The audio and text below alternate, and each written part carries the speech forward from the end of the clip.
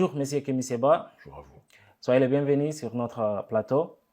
Donc, vous êtes le président de l'ONG Urgence panafricaniste. Vous êtes idéologue et militant pour la lutte d'autodétermination des peuples africains. Vous êtes suivi par des millions d'Africains de par le monde. Vous êtes par ailleurs le conseiller spécial du président du Niger, le général Abdourahmane Tiani. Vous avez annoncé votre volonté de se présenter à la présidentielle de 2026 au Bénin. Donc, pour commencer, qu'est-ce qui motive cet engagement? Alors déjà, je vous remercie pour votre invitation.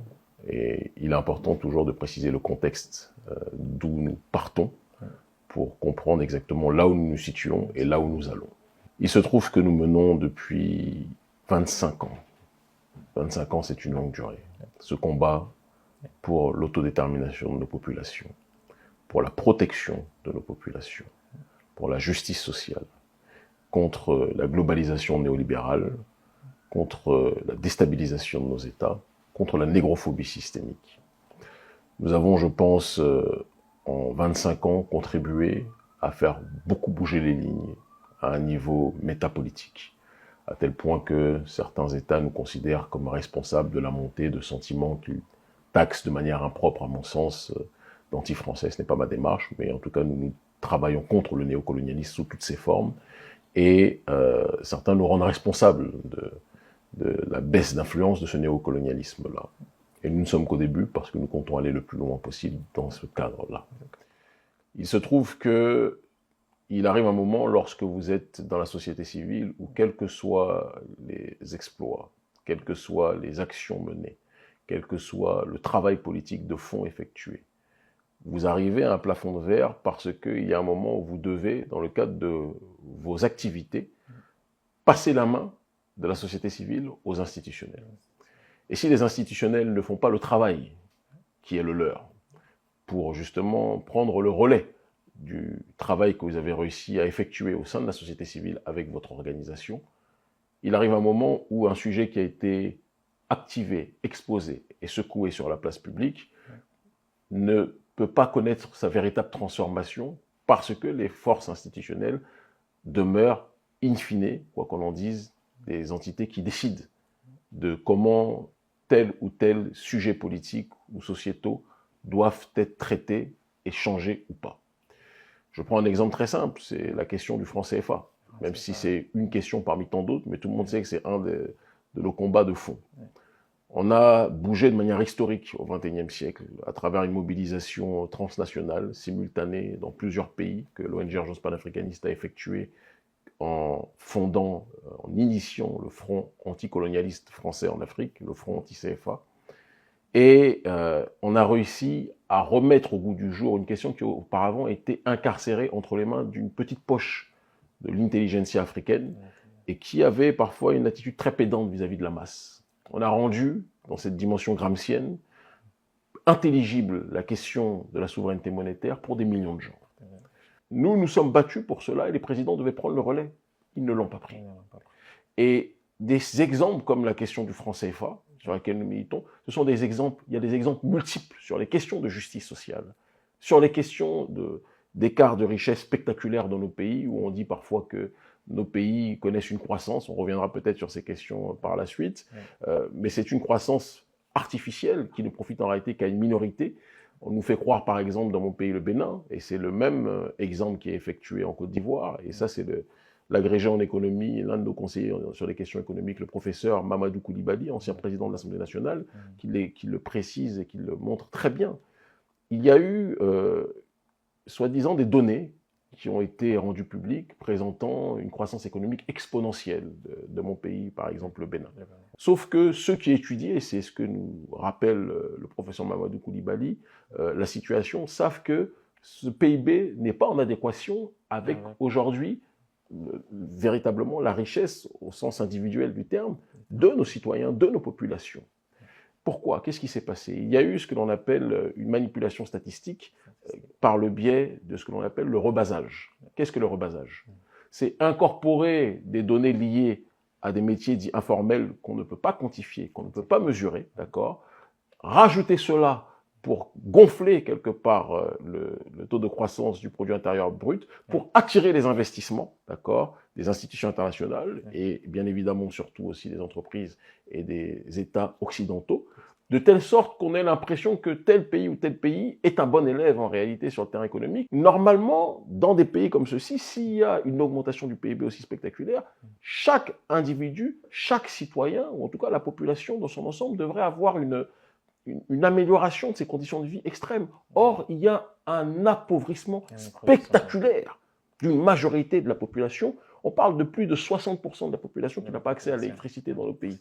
On nous met en avant le fait qu'il y a une construction massive de routes, d'infrastructures, mais si ces infrastructures ne servent pas à créer de la richesse réellement pour la population, de quoi s'agit-il? Si ces infrastructures ne servent pas à ce que la population puisse se nourrir, et puisse se détacher justement de ce problème de pauvreté et de faim qui est globalisé dans nos pays. À quoi cela sert-il? Le Bénin réel, mon pays, ce n'est pas le Sofitel. Contrairement à la propagande que nos dirigeants essayent de faire croire en invitant quelques influenceurs où on va faire la promotion, la publicité dans les grands hôtels de notre pays, mais la majorité de la population crève, vit dans des situations extrêmement difficiles. Et je ne peux pas être dans une démarche de lutter contre le néocolonialisme, contre l'injustice sociale, sans me préoccuper de fond en comble de ces réalités. C'est la situation qui nous a poussés, de manière générale, à rentrer sur ce processus institutionnel. De l'Afrique à l'Europe, aux Antilles, aux Amériques, vous êtes présent dans la scène et connu dans la scène politique depuis plus de 20 ans. Est-ce que cette volonté de se présenter à la présidentielle était un projet de longue date ou bien une nécessité de l'ère? Je pense que c'est venu graduellement.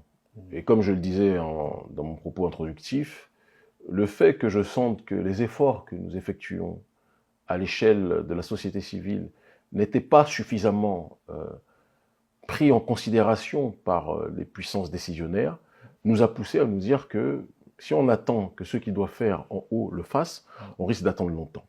Et l'adage de notre ONG, Urgence panafricaniste, c'est ce que les élites africaines ne font pas pour le peuple devra le faire lui-même. Eh bien, c'est dans cette réalité-là, dans cette logique de transformation, osons inventer l'avenir, comme le disait le président Thomas Sankara, il est important que nous nous préoccupions de comment rendre nos décisions et nos actions encore plus efficientes à un niveau supérieur. Vous avez déclaré votre candidature. En cas de blocus, comment compteriez-vous vous s'y prendre? Et ceux qui nous connaissent stratégiquement savent que nous sommes très loin d'être naïfs et que cette annonce est un processus là aussi d'ingénierie sociale pour propager une idée, pour propager un message. Nous sommes des guerriers idéologiques. Nous sommes de l'école gramscienne sur cet aspect-là en tout cas. Et notre objectif est d'imposer dans le débat politique béninois un autre point de vue que le point de vue tyrannique qui est aujourd'hui opéré au sein de notre pays. Aujourd'hui, si vous n'êtes pas dans la dimension, dans l'école du président Patrice Talon, l'école politique du président Patrice Talon, vous êtes soit en prison, soit en exil. Aucune autre voix dissonante aujourd'hui n'est tolérée.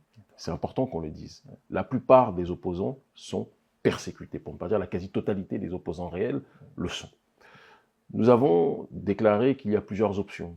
La première, même si nous sommes très loin d'être naïfs, et nous savons que pertinemment il y a bon nombre de nos partisans au sein de la section jeunesse du Parti démocrate du président Yahi Boni, d'accord, l'ancien président Yahi Boni. Nous savons que nous avons beaucoup de partisans en son sein, mais nous savons aussi qu'à l'intérieur du bureau national du parti, il y a énormément de gens qui sont des tenants de la France-Afrique. C'est connu de tous, et ça nous a d'ailleurs été reproché lorsqu'on a tendu la main à ce parti.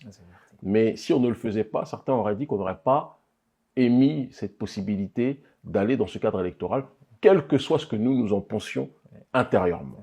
Donc il fallait pour la forme, en tout cas, que nous le fassions. Et après, nous laissons témoin la population par rapport à la démarche qui est la nôtre.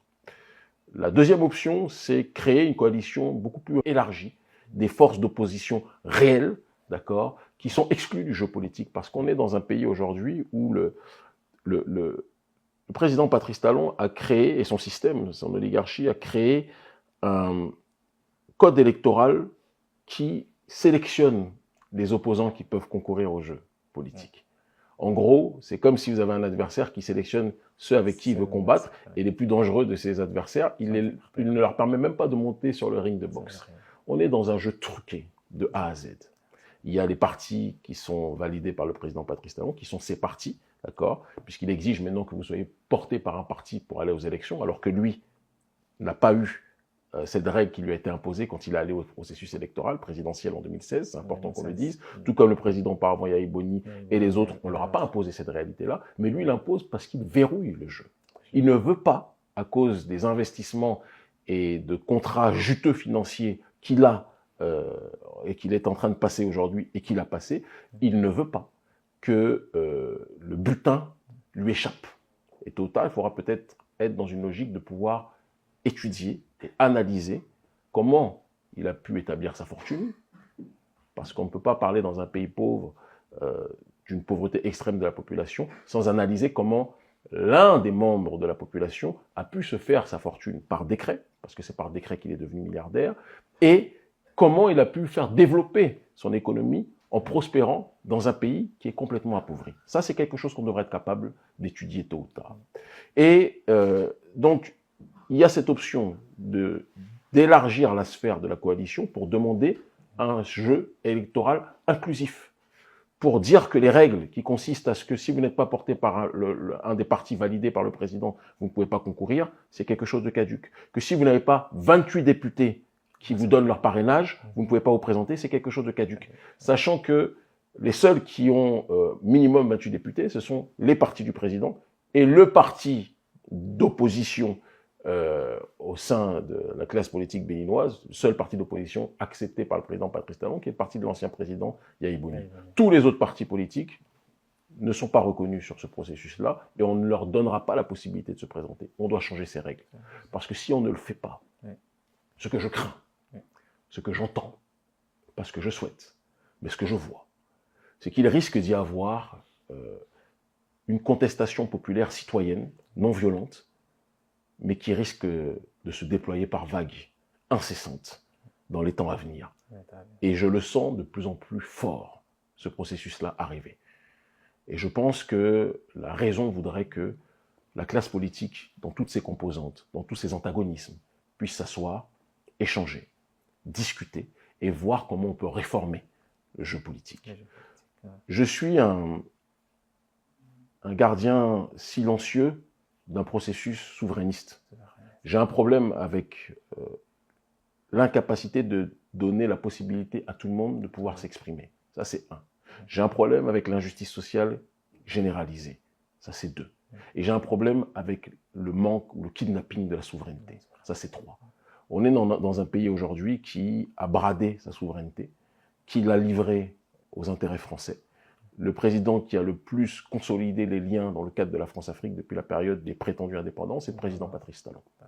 Je pense que c'est quelque chose qui pose problème au niveau national comme au niveau sous-régional. Et ma responsabilité en tant que panafricaniste qui signifie l'unité des diverses formes d'africanité dans le but d'obtenir une collective souveraineté, c'est de lutter contre ce qui empêche que la souveraineté puisse être véritablement établie. Ce que je veux, ce n'est pas priver les riches de leurs gains ou de leurs richesses. Ce que je veux, c'est une répartition des richesses beaucoup plus juste. Et je veux que l'on puisse être dans un processus de souveraineté avéré. C'est notre obsession, c'est notre projet.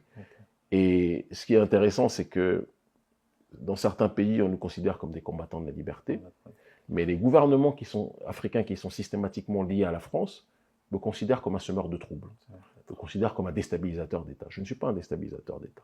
Par contre, je suis un déstabilisateur fondamental du système néocolonial, et ça, c'est quelque chose de clair. Et si certains travaillent avec le système colonial et m'en veulent de vouloir déstabiliser ce système, c'est que sans doute, ils ont beaucoup de choses à se reprocher en ce qui concerne ces réalités. Donc justement, parlant du néocolonialisme, l'armée française est chassée de partout. Vous avez beaucoup contribué pour que cela soit une réalité.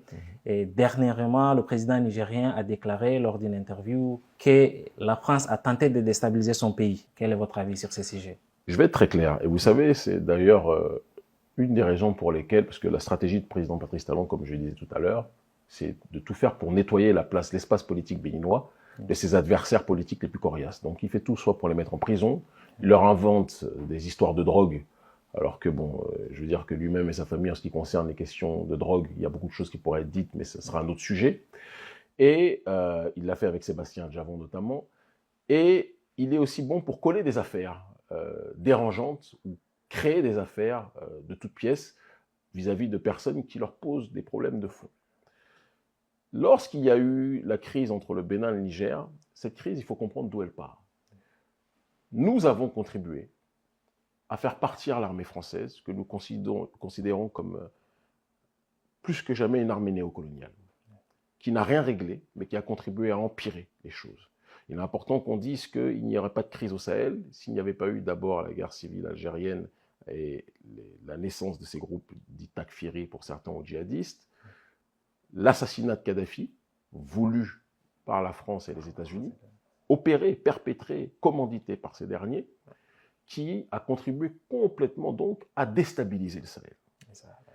Et donc on a des présidents qui sont tellement analphabètes géopolitiquement qu'ils en arrivent à appeler la force qui a causé la déstabilisation du Sahel, et ils appellent ces derniers pour les aider à lutter contre le feu qu'ils ont eux-mêmes allumé. Est-ce que pour éteindre un feu, on appelle un pyromane? Je pense que ça ne fait pas sens pour ceux qui sont dotés de raison. Et donc, lorsque nous avons contribué avec les populations du Niger et les mouvements panafricanistes, principalement, entre autres, mais pas que, il y avait beaucoup d'autres structures à l'échelle globale, internationale, mais l'ONG Urgence panafricaniste a joué plus que jamais son rôle, l'armée française a été chassée. Lorsqu'elle a été chassée, elle a redéfini une nouvelle stratégie, et le journaliste Thomas Dietrich, français, journaliste français Thomas Dietrich en parle très bien, il a redéfini une nouvelle stratégie de campement fantôme, de stratégie fantôme. S'installer dans certains pays africains sans désormais dire que c'était des opérations au sol que l'armée française effectuait, simplement présenter les militaires français comme des instructeurs. Parce que si on sait, la population sait que l'armée française est toujours présente explicitement, alors que l'armée française est mal vue par l'opinion publique africaine, dans toute la région, d'accord, dans la plupart des pays d'Afrique francophone, cela risque de créer des troubles. Et donc le président Patrice Talon, qui est en train de sceller des accords records dans le cadre du système néocolonial avec la France, a accepté la présence de l'armée française, qui venait d'être chassée du Niger. Il est important de dire que les généraux de l'armée française, notamment le général Lecointre et d'autres, ont dit qu'ils feront tout pour récupérer. Et pour déstabiliser le nouveau régime du Niger. Donc vous avez deux pays voisins. Un pays voisin, un gouvernement, le gouvernement du Niger, chasse l'armée néocoloniale française. L'armée néocoloniale française va se resituer, en partie, parce qu'il n'y a pas que dans mon pays, mais va se resituer, malheureusement, au Bénin. Pas par volonté des Béninois, pas par volonté de l'armée souverainiste béninoise, qui est une armée extrêmement courageuse et digne, mais par la volonté du gouvernement néocolonial béninois, d'accord, et de ces corrompus qui siègent en son sein. L'armée du Niger a dit que si ça va dans ce cadre-là, même si nous voulons l'unité de tous les Africains, mais on ne peut pas laisser, malheureusement, notre frontière ouverte quand notre pays frère voisin, le gouvernement frère voisin, accepte d'abriter une armée néocoloniale qui a juré qu'elle nous déstabilisera. C'est aussi simple que ça. Le journaliste Thomas Dietrich a parlé de coopérants militaires, d'agents de la DGSE qui sont là, et de militaires français qui opèrent au sol. Quand on parle de coopérants militaires, il faut bien réfléchir à de quoi il s'agit. Moi, lorsque j'étais au Niger, on m'a parlé de certaines entités, d'accord, que ce soit des mercenaires ou autres, qui sont engagés par l'armée française pour agir. Je n'ai fait que dire les éléments dont j'ai eu connaissance. Et face à cette réalité-là, d'ailleurs, le président Patrice Talon et son gouvernement d'illusionnistes et de manipulateurs ont présenté cela comme, soi-disant, une sorte de trahison de ma part, parce que j'ai dénoncé le lien de la France avec le gouvernement béninois. Ça me fait penser un petit peu, même si j'ai très peu d'estime pour ce dernier, au maréchal Pétain, qui qualifiait général de Gaulle d'apatride, parce qu'il avait osé, le général de Gaulle, dénoncer les liens incestueux entre le maréchal Pétain et l'Allemagne nazie. Ça me fait penser, dans un autre ordre d'idée, au Shah d'Iran, pro-occidental, qui qualifiait à l'époque l'imam Khomeini, d'accord, d'apatride, parce qu'il voulait, il condamnait les liens du Shah d'Iran avec les États occidentaux. C'est exactement la même chose. Exactement. Moi, mon obsession, c'est que mon pays redevienne souverain. c'est que l'armée béninoise puisse être respectée pour ce qu'elle est, qu'elle puisse avoir les moyens de sa politique, parce qu'on a des soldats extraordinaires, parmi les meilleurs d'Afrique. Malheureusement, ils sont infantilisés. On met à leur tête les militaires français qui mènent un travail pour leurs propres intérêts, pas pour le nôtre. Vous comprenez? Et donc, je fais partie de ceux qui ont, de part et d'autre, que ce soit au Niger ou au Bénin, exprimé leur tristesse de cette situation des frontières fermées. Mais je fais aussi partie de ceux qui sont lucides sur les raisons qui font que cette frontière est malheureusement fermée. Tant que le gouvernement de mon pays décidera d'abriter des militaires français, comme l'a précisé le journaliste Thomas Dietrich, on se retrouvera dans une situation d'un imbroglio politique parce que l'armée française a dit qu'elle veut déstabiliser le gouvernement nigérien. Donc c'est une situation sur laquelle on est obligé de prendre considération, on est obligé d'en tenir compte, et la seule solution pour que cette situation change, c'est que le régime du président Patrice Talon, qui a pour obsession de plaire en toutes circonstances au gouvernement français, c'est que ce régime de Patrice Talon finisse par partir et qu'un autre régime beaucoup plus souverainiste le remplace. Okay. Donc notre obsession, je le dis et je le répète, comme je disais tout à l'heure, c'est d'avoir une coalition élargie, d'accord, d'entités et de forces politiques en exil ou sur place sur le territoire qui se réunissent et qui mettent toute leur énergie pour forcer le président Patrice Talon à changer son fusil d'épaule sur ce terrain-là. Et s'il ne le fait pas, il risque malheureusement, et nous n'en serons pas responsables, d'avoir une réaction du peuple que les responsables politiques que nous sommes et d'autres ne pourront malheureusement pas contrôler, parce que nous, ce n'est pas notre souhait. Nous sommes non violents et nous n'avons pas pour objectif de déstabiliser quoi que ce soit. Parlant de la politique béninoise, on a constaté ces derniers temps une censure venant des autorités sur les médias. Donc, que pensez-vous de cette situation? Je pense que c'est la stricte continuité d'un processus de censure qui a été établi par le président Patrice Talon depuis son arrivée au pouvoir. Il a censuré toute opposition. Il a censuré toute voix de contestation. Il a censuré toute opinion divergente. Tant que c'était des politiciens, ça ne dérangeait pas toute la population. Ça a commencé après par être la fermeture de médias. Golf TV, Africa, qui est un média dans lequel j'étais journaliste politique, et chroniqueur, a été fermé. Et maintenant, on arrive à un stade où ce sont la plupart des médias qui sont les plus suivis au Bénin, parce que les gens ne regardent plus la ORTB, tout le monde sait que ce sont les employés du président Patrice Talon directement. Parfois, ils passent de l'usine de coton à journaliste en tant que tel sur la télé nationale. Il n'y a aucun média libre. C'est plus un média d'État, c'est un média du clan Talon. Comme ça se passe malheureusement trop de fois dans nos pays. Lorsqu'un président arrive au pouvoir, c'est comme ça que ça se déroule. Et ils ont fermé des médias comme Madame Actu, ils ont fermé des médias comme Bénin Reporter Monde, ou des choses de ce style-là, qui sont des médias qui sont à la base regardés par l'opinion publique béninoise, qui a plus confiance dans cette diversité de points de vue relayés par ces médias. On les force à se, soi-disant, conformer au nouveau code de déontologie numérique, etc., qui sous-entend ils doivent rentrer dans les petits papiers du régime et faire exactement ce que le régime veut qu'ils fassent. Et comme par hasard, on les ferme au moment où il y a un procès qui est un procès guignolesque de l'ancien meilleur ami du président Patrice Talon qui voulait se présenter et qui a été accusé opportunément de coup d'État. C'est entre eux. Mais il y a une réalité qui est factuelle, c'est que le président Patrice Talon ne voulait pas qu'on parle de ce coup d'État. Il ne voulait pas qu'on parle de cette situation-là parce que si le peuple découvre ce qu'il en est, il comprendra que ce n'était peut-être pas un coup d'État, mais que peut-être son meilleur ami voyait lui-même, comme la plupart des gens qui sont autour du président Patrice Talon et qui ont fini par le quitter, parce que c'est aussi ce qui s'est passé, c'est aussi la réalité, que Olivier Boko voulait apparemment changer le code électoral lui aussi et s'apprêter à mobiliser des gens pour le faire. Et le président Patrice Talon, ayant appris cette réalité, quand on veut tuer son chien, on l'accuse d'avoir la rage, il a décidé de présenter ça, de maquiller ça en coup d'État pour clore le débat, parce qu'il ne veut pas qu'il y ait une réforme du code électoral. Et dans le même temps, ces mêmes médias faisaient partie de ceux qui relayaient l'opinion aussi bien de nos partisans que de nos détracteurs. C'est important qu'on le dise. Mais le président Patrice Talon aime quand il n'y a que les détracteurs de ses opposants. Il n'aime pas quand on entend aussi les partisans de ces derniers.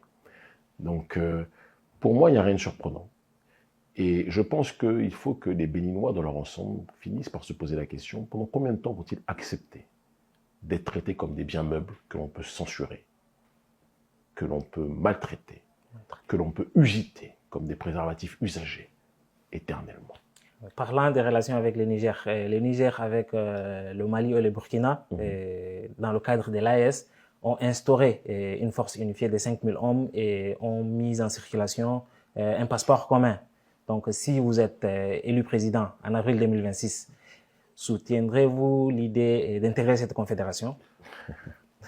Il est vital, à mon sens, que le panafricanisme se matérialise. Et pour que ça se matérialise, c'est qu'on doit transcender la logique des micro-États qui a été décidée par la puissance coloniale, par les puissances coloniales, lors de la conférence de Berlin en 1884 et 1885. Quand vous voyez l'Union européenne, eux-mêmes ont compris, mais c'est une Union européenne qui n'est pas celle des peuples, mais une Union européenne de l'oligarchie néolibérale, convenons-en. Mais ils ont compris que s'ils ne s'unissaient pas, ils ne pourraient pas tenir dans ce concert des nations. Les États-Unis d'Amérique, comme leur nom l'indique, ils ont compris qu'ils étaient obligés de s'unir pour avancer. Les Émirats arabes unis, ils ont compris que si ces Émirats ne s'unissaient pas, ils ne pourraient pas peser. Quand vous voyez la Chine, c'est une addition d'anciennes provinces, en réalité. Quand vous voyez la Russie aujourd'hui, qui est un État gigantesque, c'est une addition de plusieurs populations et d'anciens, plusieurs royaumes, en réalité. C'est important qu'on puisse dire ces éléments-là, sinon on ne pourra pas comprendre la chose. L'Inde, c'est une addition de plusieurs États. Donc nous sommes obligés en Afrique d'aller, qu'on le veuille ou pas, par cette voie. Malheureusement, l'Occident a toujours compris cette nécessité de diviser pour régner, en graissant la patte de certaines entités, en les poussant pour agir tels des roitelets, qui empêchent la fondamentale transnationale unité des peuples, pour ne s'occuper que d'un petit précaré qui donne accès à des facilités pour les nations occidentales.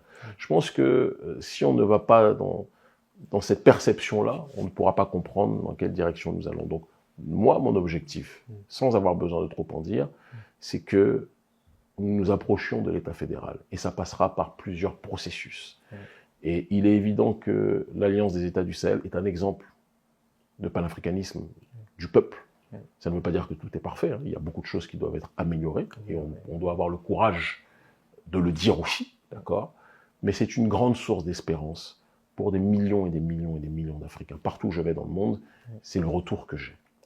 Et je pense que le Bénin, s'il accède à sa souveraineté réelle, à sa véritable indépendance, s'il coupe les liens avec la puissance néocoloniale que nous connaissons, peut devenir une pièce maîtresse dans ce jeu géopolitique qui bénéficiera au peuple d'Afrique et qui bénéficiera évidemment à l'AES. À l'AES. Donc vous avez parlé du panafricanisme populaire. Donc vous faites partie de cette lignée panafricaniste garvéiste, oui, on peut le dire très clairement. Exactement. Donc, pensez-vous que l'AES pourrait être un point d'ancrage pour ces panafricanismes-là, le panafricanisme populaire? Je pense qu'il faut qu'on puisse regarder les choses de manière même beaucoup plus large. Parce que l'AES, je le dis, est un laboratoire de ce qui se doit d'être fait de manière prospective dans les prochaines années. Recouvrir sa souveraineté, prendre le temps de se reconstruire, prendre le temps de redéployer un nouveau schéma de société, d'accord, sur le terrain économique, sur le terrain sociétal, sur le terrain culturel, et sur le terrain aussi diplomatique et géopolitique, géostratégique, sur le terrain aussi de la géopolitique des minerais. Ça, c'est des ressources minières, c'est important qu'on puisse le dire. Mais tous les pays ne sont pas sahéliens. Donc, tous les pays africains ne sont pas sahéliens. Donc, il arrivera un moment où c'est l'état d'esprit de l'AES qui devra être répercuté un peu partout sur le continent. Et donc, moi, ce qui m'intéresse, c'est que l'état d'esprit de l'AES puisse être établi en Afrique centrale, en Afrique de l'Est, en Afrique de l'Ouest, en Afrique australe, dans toutes les zones, et en Afrique du Nord, si nécessaire, dans toutes les zones où l'autodétermination doit plus que jamais être reconquise. C'est l'état d'esprit qui est le nôtre, et en ce sens-là, l'AES est un signe, est un symbole extraordinaire d'espérance. C'est dans cette logique-là que nous nous situons et c'est dans cette logique-là que nous avançons. Nous ne sommes pas en train de dire que les 54 pays du continent africain devront être membres de l'AES. Ça ne fera pas sens puisque l'AES correspond à une réalité aussi géographique. Mais l'état d'esprit que définit l'AES doit être quelque chose qui doit contaminer le continent africain et l'Union africaine dans sa globalité, qui elle-même aussi, tôt ou tard, devra être réformée. Donc, on avait parlé du panafricanisme. Ce mouvement est né ou bien, disons, grandi dans la diaspora. Tout à fait. Donc, par exemple, en Europe, actuellement, on voit la montée de la droite. Est-ce que cette situation aurait d'impact ou bien d'effet sur le combat que vous menez? On peut même dire la montée de l'extrême droite. De l'extrême droite. On peut le dire. Et une extrême droite très, très pro-israélienne, très atlantiste aussi. Même si elle a parfois aussi, c'est important qu'on le dise, des sympathies avec la Russie. Disons-le. Il y a une ambivalence sur ces questions. Nous, notre logique est très simple. Le monde, il est en train de changer. Le progressisme tel qu'il s'est déployé avec l'effondrement du mur de Berlin et la montée du néolibéralisme sur le terrain économique s'est accompagné d'un néolibéralisme sociétal qui a fini par devenir quasi hégémonique en Occident et dans les nations qui sont contrôlées par cette région. Mais on arrive aujourd'hui à la fin d'un cycle et la fin d'un temps. Le néolibéralisme a connu un tel excès et une telle apogée qu'on arrive maintenant à une séquence où c'est la réaction à ce néolibéralisme sociétal qui est en train d'apparaître dans l'opinion publique mondiale.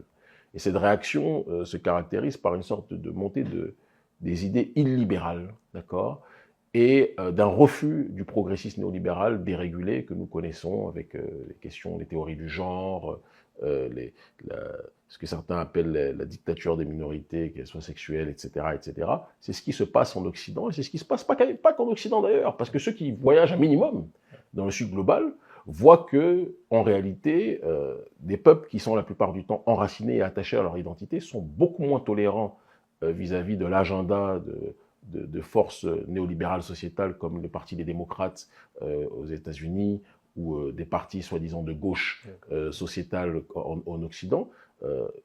En Afrique subsaharienne, en Asie, dans le monde arabe, les gens ne sont pas très partisans de ce genre d'idées-là, qui sont considérées comme des idées profondément néocoloniales occidentales. C'est important qu'on le dise, même s'il peut y avoir un juste milieu dans la réflexion.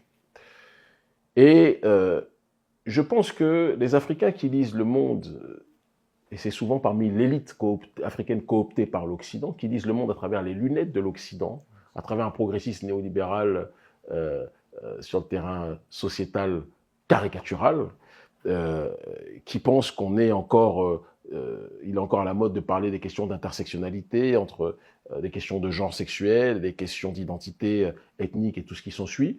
Ces gens-là vont se réveiller brutalement s'ils ne comprennent pas que le monde auquel ils se sont accrochés, parce que le problème c'est que beaucoup d'Africains sont toujours dans une logique de copier ce qui se fait ailleurs, mais ne voient pas que ce qu'ils copient, ce qu'ils ont copié est déjà périmé et qu'on est dans un autre logiciel vis-à-vis des entités qui sont en train de copier.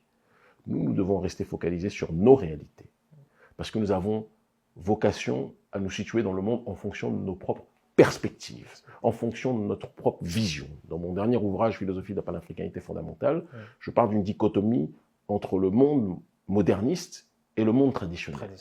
Il y a le monde des peuples enracinés dans leur identité, considérés comme primitifs par l'oligarchie occidentale, et il y a le monde récent, le monde qui vient d'arriver, qui se croit hégémonique, mais qui est un nouveau-né, en réalité pour les peuples premiers, qui est le monde moderne, entre guillemets, le monde occidental.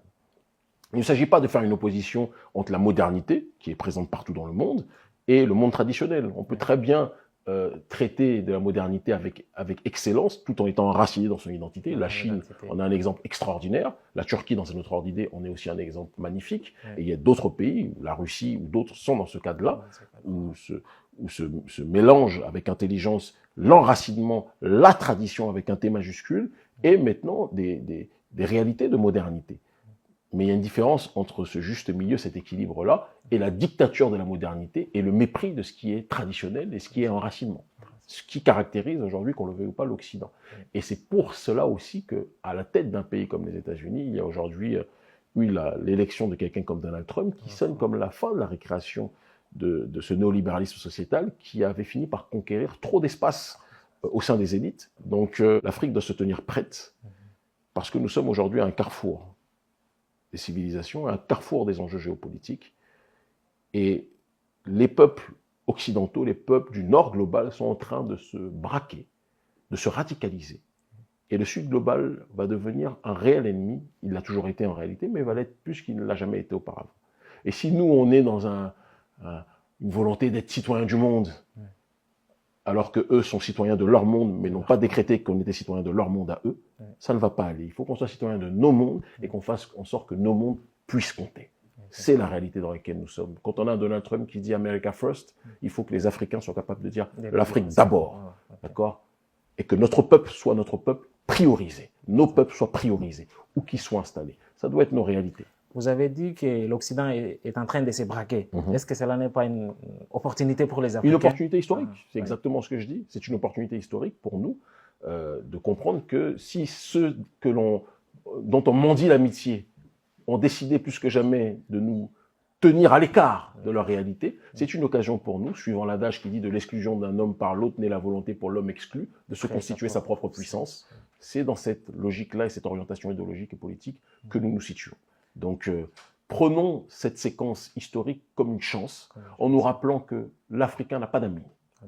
Le seul messie de l'Afrique, c'est l'Africain et l'Africaine eux-mêmes. D'accord. Question d'actualité. Dernièrement, on suit l'évolution de la crise dans l'Est de la République démocratique du Congo. Donc, le groupe rebelle M23, soutenu par le Rwanda, selon plusieurs sources, dont les Nations Unies, donc, mène une offensive sanglante dans l'Est de la RDC.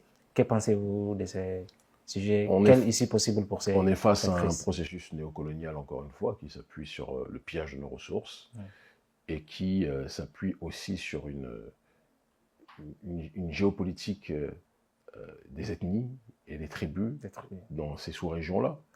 Le colon a appris à étudier parfois nos peuples mieux que nos peuples se sont étudiés eux-mêmes. C'est une réalité. Il a étudié les antagonismes qui existaient entre certaines entités. Il a joué des douleurs de part et d'autre pour avancer son propre agenda. On a aujourd'hui Paul Kagame qui a été érigé par les néolibéraux en symbole d'un panafricanisme. On n'était pas au courant, parce que le panafricanisme, normalement, c'est l'unité des diverses formes d'africanité, et pas génocider une partie de ces mêmes africanités. Mais Paul Kagame est soutenu par les États-Unis, soutenu par les nations occidentales, il faut qu'on ait le courage de le dire, et c'est pour ça qu'il se sent depuis le départ si libre de faire ce qu'il veut et d'agir comme un shérif, comme il le fait depuis tant d'années, en réalité, dans la sous-région. Et pas simplement comme un shérif, mais comme un pilleur, un déstabilisateur et un génocidaire. Ce qui est un drame quand on sait ce que le digne peuple Tutsi a connu en termes de génocide. Et ce qui se passe au Kivu est sponsorisé par les multinationales occidentales. Et c'est pour ça qu'il y a eu l'opération Lumumba au Congo récemment, où une jeunesse congolaise patriotique et digne a décidé de prendre ses responsabilités parce qu'elle ne pouvait pas accepter de voir des chancelleries faire comme si de rien n'était, alors qu'elles sont celles qui back-up les activités de Paul Kagame, qui lui-même back-up avec ses soldats rwandais le M23, qui sont en train de déstabiliser la RDC. Alors, dire cela ne permettra et n'autorisera, en ce qui me concerne, jamais le sentiment qui consiste à essentialiser cette question en disant que c'est un problème de tous les Tutsis et qu'il faut faire la guerre à tous les Tutsis. Kagame n'est pas tous les Tutsis. Je connais d'innombrables Tutsis qui sont contre Paul Kagame. Je connais d'innombrables Tutsis qui dénoncent ce qui se passe en RDC. Mais Kagame est un problème géopolitique majeur pour l'Afrique aujourd'hui. Et si on ne prend pas en considération cela, on va reculer de 30 ans sur un certain nombre d'enjeux. Et je pense qu'il faut qu'on ait le courage de le dire avec la plus grande simplicité. Et cela n'exonère pas non plus la classe politique congolaise corrompue, qui est à la tête du Congo aujourd'hui, qui est beaucoup plus dans la fastuosité du pouvoir, dans les simplicités de déplacement et de voyage que confère leur rôle, que dans la gestion d'un état de guerre. Moi, je suis au Niger, je voyage dans l'AES, je sais ce que sont les pays en guerre. Ce n'est pas la sensation que j'ai quand je vois la classe politique de Kinshasa. et dire cela ne signifie pas que j'ai quelque chose de personnel contre eux, mais ça ne va pas. Et on ne peut pas aimer des gens sans leur dire la vérité. Ils sont co-responsables, eux et évidemment ceux qui les ont précédés, de cette situation qui existe aujourd'hui. Donc le problème du M23 est un problème de néocolonialité et de pillage de nos ressources.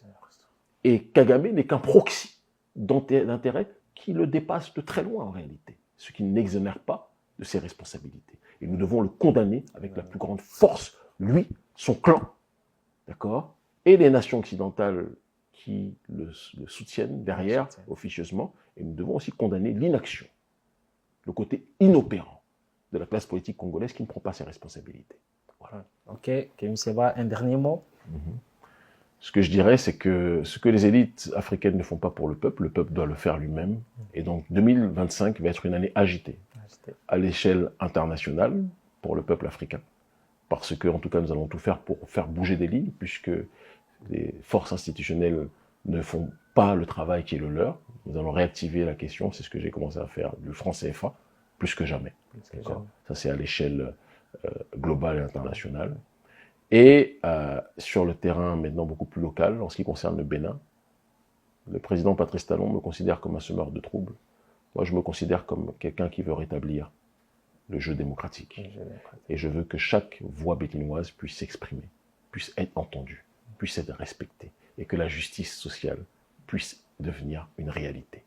Et je lance un appel aussi à une partie minime de la diaspora qui se laisse avoir par les manipulations du président Patrice Talon et de son clan, qui ont décidé d'engager via des agences d'influenceurs des gens pour valoriser ce que eux font.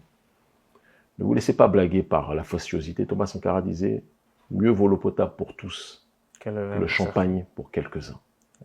Faites attention à ce que l'on vous montre dans le micro-Cotonou, parce que le Bénin, ce n'est pas que ça. Notre peuple souffre. Notre peuple souffre réellement. Les mères de famille souffrent réellement. Les pères de famille souffrent réellement. Il y a une gabegie financière d'une minorité de la population d'élite qui se gave pendant qu'une grande partie de la population crève. Et on doit avoir le courage de le dire. Sans ça, on n'ira nulle part. Le Bénin réel, c'est pas l'hôtel Sofitel. Okay.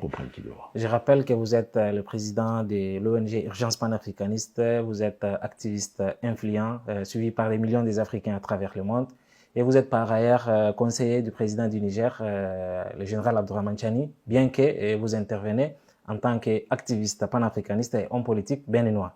Merci d'avoir répondu présent à notre appel. Merci à vous, merci infiniment.